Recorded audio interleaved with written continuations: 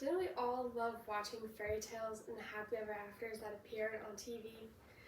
Did you ever go back when you were older and see a deeper meaning behind the characters? For example, Disney princesses are many role models for kids all across the world. But if you start to look closer at the franchise, it doesn't send out the correct message. Disney princesses all have the same characteristics, and there's little to no diversity and misrepresentation between them. It also sends out an inaccurate message to their audience. Disney princesses are simple-minded, pretty, polite, and they rely on a man.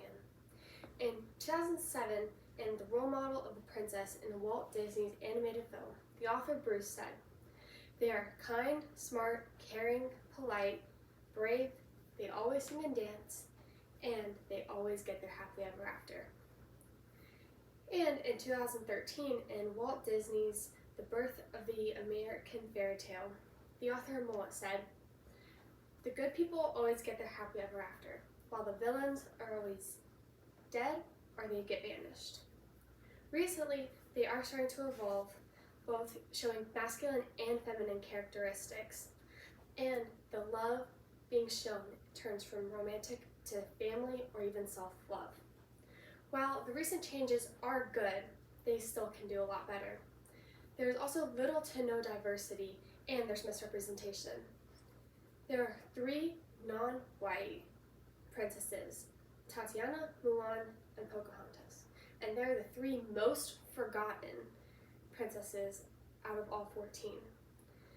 There is more representation and diversity between them as time goes on, but they are still not considered as a Disney princess.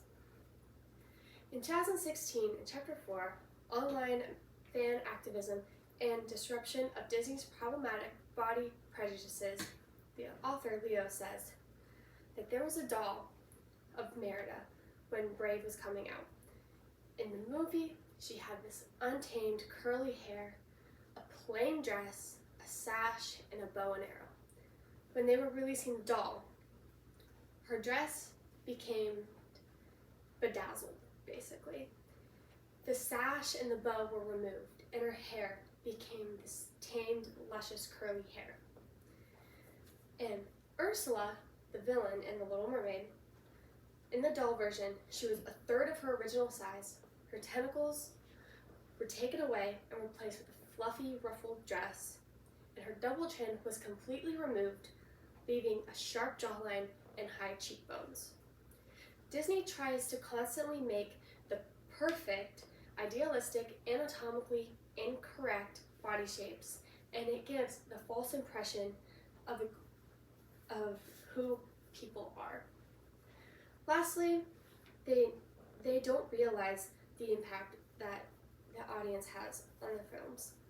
Edmund and Seller wrote in 2016, in Chapter 3, Disney Princess Dilemmas, they say that fairy tales that kids know today send out messages that princesses have to be heterosexual, beautiful, young, and they always have to be rescued to only end up becoming the stereotypical housewife.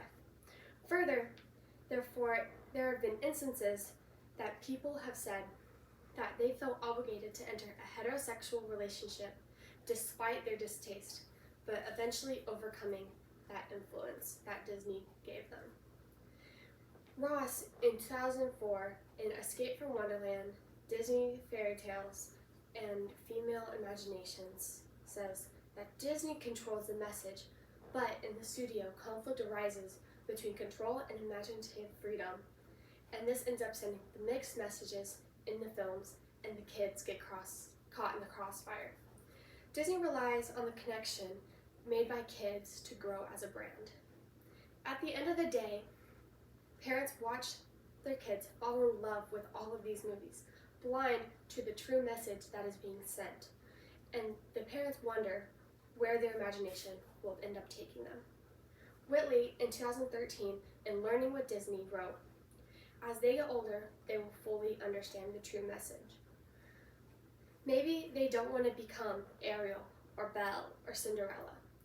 and the audience needs to just know that they need to work to achieve their goals. Disney is a great company. I still love them to this day after my struggle with them. My intention is to help spread the awareness that people don't need to rely on someone that will just come in, swoop in, and save their day. And they may get their happily ever after at the very end, but there will always be challenges and conflicts that arise. Disney doesn't mean to send out this message, and they meant for their movies not to be perfect or to send the message that it's going to be easy. They're just trying to make money, build a brand, and most importantly, occupy your kids for a few hours of the day.